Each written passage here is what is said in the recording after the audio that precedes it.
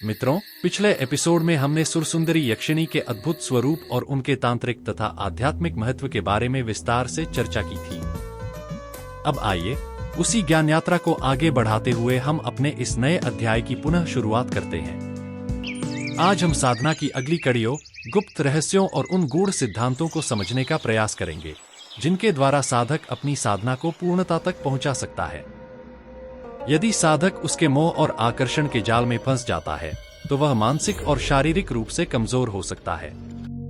उसके मन में भौतिक इच्छाएं उत्पन्न हो सकती हैं जो उसकी साधना को बाधित कर सकती हैं। यदि साधक उसकी शक्ति को नियंत्रित नहीं कर पाता तो वह न केवल साधना में असफल हो सकता है बल्कि उसकी जान का भी खतरा हो सकता है। सुरसुंदरी को साधने के लिए एक बहुत ही दृढ़ और शक्तिशाली मनोबल की आवश्यकता होती है। साधक को अपनी इंद्रियों पर पूर्ण नियंत्रण रखना पड़ता है और उसे किसी भी प्रकार की मानसिक विकृति से बचना होता है। सुरसुंदरी की साधना के दौरान उपयोग होने वाली वस्तुओं की सूची। सुरसुंदरी यक्षिणी साधना में उपयोग होने वाली वस्तुओं में प्रमुख रूप से यक्षिणी यंत्र या सुरसुंदरी यंत्र शामिल होता है। जप के लिए स्फटिक, शंख, रुद्राक्ष या अष्टाक्ष गुटिका की माला का प्रयोग किया जाता है। पूजा में लाल रंग के रक्त पुष्प, गुलाब तथा चमेली का इत्र अर्पित किया जाता है। साधना स्थल पर शुद्ध घी का दीपक, धूप दीप, दूध से बनी मिठाइयां और मौसमी फल रखे जाते हैं। साथ ही भोजपत्र, केसर, चंदन, अक्षत और नैवेद्य जैसी पवित्र सामग्रियों का उपयोग कर विधिपूर्वक पूजन संपन्न किया जाता है। सुरसुंदरी साधना के पारंपरिक विधि और मंत्र। विधि के अनुसार साधक पीले वस्त्र धारण कर पश्चिम दिशा की ओर मुख करके साधना सामग्री अपने सम्मुख स्थापित करता है। जल ग्रहण कर वह दरिद्रता निवारण एवं कल्याण की प्रार्थना करते हुए दृढ़ संकल्प लेता है। इसके पश्चात ध्यान मंत्र का उच्चारण करते हुए साधक अपनी भावनानुसार मातृभाव, बंधुत्व भाव या श्रद्धा भाव से निवेदन करता है। पूजन में सर्वप्रथम यंत्र और चित्र को चंदन तथा सुगंधित गंध से अलंकृत किया जाता है। एक ओर दीपक तथा दूसरी ओर धूप जलाकर पवित्र वातावरण बनाया जाता है। यंत्र के समक्ष चांदी के वर्क में लिपटा पानबीड़ा एवं नैवेद्य अर्पित किया जाता है। रात्रिकाल में मंत्र जप आरंभ किया जाता है और परंपरा के अनुसार अष्टमी से प्रारंभ करते हुए प्रतिदिन 1000 मंत्र जप करना आवश्यक माना गया है। साधना अवधि में साधक को भूमि पर शयन करना, नमक और खटाई रहित संयमित भोजन ग्रहण करना तथा समक्ष प्रतिष्ठित यक्षिणी एकलिंग का चंदन से पूजन करना अनिवार्य बताया गया है। साधना स्थल के रूप में पीपल या बरगद के वृक्षों के समीप का शांत वातावरण अथवा किसी निर्मल झरने के किनारे का स्थिर स्थान अत्यंत उपयुक्त माना जाता है। इसके अतिरिक्त एकलिंग, सिद्ध तीर्थ, प्राचीन शक्तिपीठ, भैरव मंदिर, गंगा तट तथा शांत गृह मंदिर भी साधना के लिए उत्तम स्थल माने जाते हैं। सुरसुंदरी यक्षिणी साधना प्रारंभ करने से पहले किसी शुभ दिन और शुभ मुहूर्त में स्नान कर स्वयं को शुद्ध कर लें। साधना आरंभ करने से पहले अपने गुरु, इष्ट देव और भगवान गणेश तथा शिव जी का पूजन करें। ओम ह्रीं गुरुवे नमः, ओम गंग गणपत्ये नमः, ओम नमः शिवाय।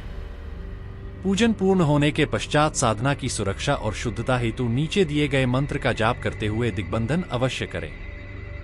मंत्र ओम सहस्रार्हु फट। इसके पश्चात मूल मंत्र से 3 बार प्राणायाम कर षडंगन्यास किया जाता है। ओम हृदयाय नमः, ओम आगच्छ शीर्षे स्वाहा, ओम सुरशिखाय वषट, ओम सुंदरी कवचाय हूँ, ओम स्वाहा नेत्रत्रयाय वोषट, ओम आगच्छ सुरसुंदरी स्वाहा अस्त्राय फट। इसके बाद साधक को हाथ में रक्त पुष्प लेकर देवी का ध्यान करना चाहिए। मंत्र पूर्ण चंद्रान्ना गौरी विचित्रांबरधारिणी पीनो नतकुचारामा सर्वज्ञाम अभयप्रदाम। ध्यान पूर्ण होने पर धूप, दीपक, नैवेद्य और अन्य शुभ सामग्रियों के साथ देवी का विधिवत पूजन करना चाहिए। ध्यान स्थापित होने के बाद देवी को धूप दीप अर्पित करें। फिर नैवेद्य तथा सभी पूजन सामग्रियां विधिवत रूप से देवी के समक्ष अर्पित कर सुरसुंदरी यक्षिणी साधना मंत्र का जप आरंभ करना चाहिए। साधना की पूर्ण सफलता हेतु एक यक्षिणी साधना यंत्र को स्थापित कर वर्णित विधि से पूजित करना चाहिए। इसके बाद प्रतिदिन तीनों संध्याओं में सुबह, दोपहर और शाम कुल 3000 बार सुरसुंदरी यक्षिणी साधना मंत्र का जाप 40 दिनों तक नियमित रूप से करना चाहिए।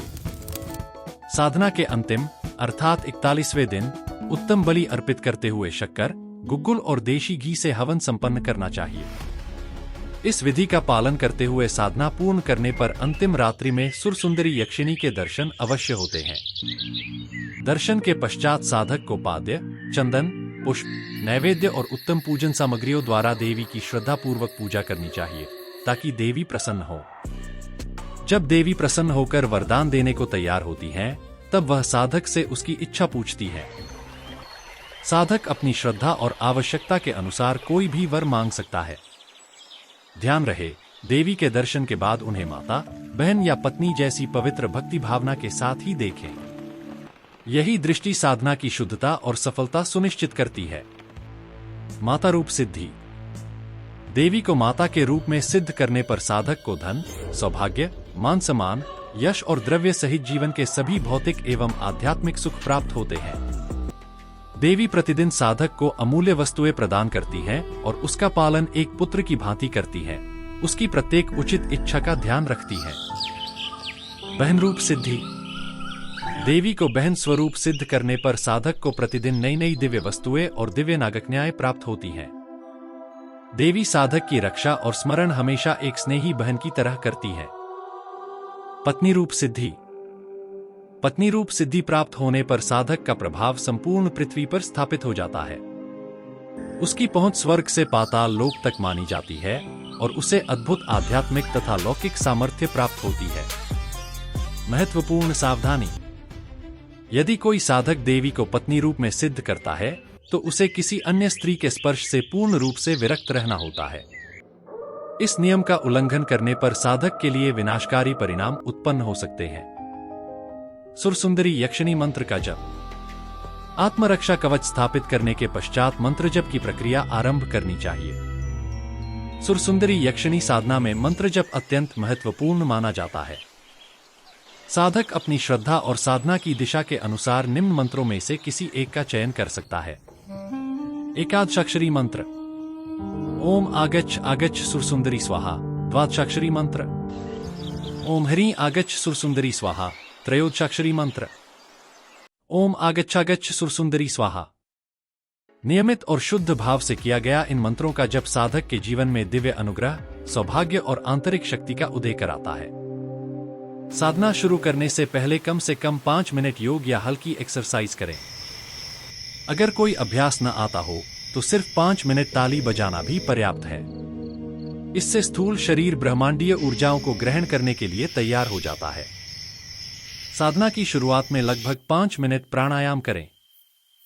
प्राणायाम में लंबी और गहरी सांस लें, कुछ क्षण रोकें और फिर धीरे धीरे छोड़ दें। थोड़ा आराम करके इसे दोहराएं। इस प्रक्रिया से सूक्ष्म शरीर मंत्र की ऊर्जाओं को ग्रहण करने में सक्षम बन जाता है। सुरसुंदरी यक्षिणी की साधना के क्या परिणाम होते हैं? सुरसुंदरी यक्षिणी की साधना के परिणाम पूर्णतः साधक की साधना शुद्धता, आचरण और मानसिक स्थिरता पर आधारित होते हैं। तांत्रिक ग्रंथों में उसे अत्यंत शक्तिशाली, द्रुत फलदायिनी और साथ ही अत्यधिक जोखिमपूर्ण माना गया है। साधना में पूर्ण सफलता प्राप्त होने पर सुरसुंदरी यक्षिणी साधक को अपने दिव्य स्वरूप का प्रत्यक्ष दर्शन देती है और उसके पश्चात साधक को धन, सौभाग्य, प्रतिष्ठा, दैहिक सुरक्षा तथा इच्छित वस्तुओं की प्राप्ति सहज रूप से होने लगती है। तांत्रिक साहित्य में वर्णित है कि सफल साधक को अदृश्य सहयोग, संकट निवारण और दुर्लभ वस्तुओं की प्राप्ति जैसी अनुग्रह शक्तियां मिलती हैं। किंतु ग्रंथों में अनेक स्थलों पर यह भी चेतावनी दी गई है कि यदि साधक विधि विधान में त्रुटि करे, संयम का पालन न करे, साधना को दुरुपयोग के उद्देश्य से अपनाए या साधना काल में भय और मोह के प्रभाव में आ जाए, तो सुरसुंदरी यक्षिणी का प्रकोप उसके लिए घोर विनाशकारी सिद्ध हो सकता है। ऐसी स्थितियों में साधक को मानसिक विक्षिप्तता, ऊर्जा क्षय, प्रेत बाधा, अचानक मृत्यु या जीवन में तीव्र अवनति जैसे दुष्परिणामों का सामना करना पड़ सकता है। यह वर्णन तांत्रिक कथाओं और पुरातन लेखों में बार बार मिलता है। क्योंकि सुरसुंदरी का रूप अत्यंत मोहक कहा गया है, इसलिए साधना के समय साधक को वासना, भय और भ्रम से मुक्त होकर चित्त को एकाग्र रखना पड़ता है। जो साधक उसके सौंदर्य से विचलित हो जाता है, वह न तो उसकी ऊर्जा को धारण कर पाता है और न ही साधना को पूर्ण कर पाता है। यक्षिणी तंत्र में शिवलिंग पूजन को अनिवार्य बताया गया है, क्योंकि शिव तत्व साधना के दौरान उत्पन्न होने वाली तीव्र ऊर्जाओं को संतुलित करता है, साधक को आध्यात्मिक संरक्षण प्रदान करता है और मन की स्थिरता बनाए रखता है।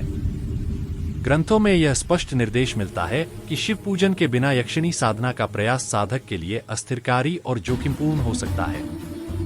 इस प्रकार सुरसुंदरी यक्षिणी की साधना साधक के साहस, सत्यनिष्ठा, तप, ब्रह्मचर्य और मानसिक दृढ़ता की परीक्षा लेती है, और जो साधक इन सभी कसौटियों पर खरा उतरता है वही उसकी कृपा का अधिकारी बन पाता है। सुरसुंदरी यक्षिणी साधना के लाभ और सावधानियां। यह साधना सदैव एक योग्य और अनुभवी गुरु के मार्गदर्शन में ही संपन्न करने योग्य मानी गई है। अनेक तांत्रिक परंपराओं में बिना गुरु के इस मार्ग का प्रयास करना पूर्णतः निषिद्ध बताया गया है। साधना के दौरान इंद्रिय निग्रह, मानसिक संयम और ब्रह्मचर्य पर विशेष जोर दिया जाता है, क्योंकि कामवासना, छल, कपट या किसी भी प्रकार की अनैतिक प्रवृत्ति साधना में गंभीर बाधा उत्पन्न करती है। तांत्रिक परंपराओं में यह साधना अत्यंत गुप्त मानी जाती है, इसलिए साधक को अपने अनुभव, विधि या प्राप्त सिद्धियों को सार्वजनिक करने की अनुमति नहीं होती। एकोज ऑफ पुरानास को अपना स्नेह और समर्थन देने के लिए आप सभी का हृदय से धन्यवाद। मेरी शुभकामनाएं हैं कि आपका प्रत्येक दिन मंगलमय हो, जीवन में स्वास्थ्य, शांति और सकारात्मक ऊर्जा बनी रहे। यदि इस वीडियो ने आपके ज्ञान में वृद्धि की हो या आपको किसी नए रहस्य से परिचित कराया हो तो इसे लाइक करें, और यदि आप चैनल पर नए हैं तो सब्सक्राइब करना न भूलें। अब अनुमति दीजिए, बहुत जल्द फिर लौटूंगा एक और प्राचीन रहस्य, एक नई अनसुनी कथा के साथ।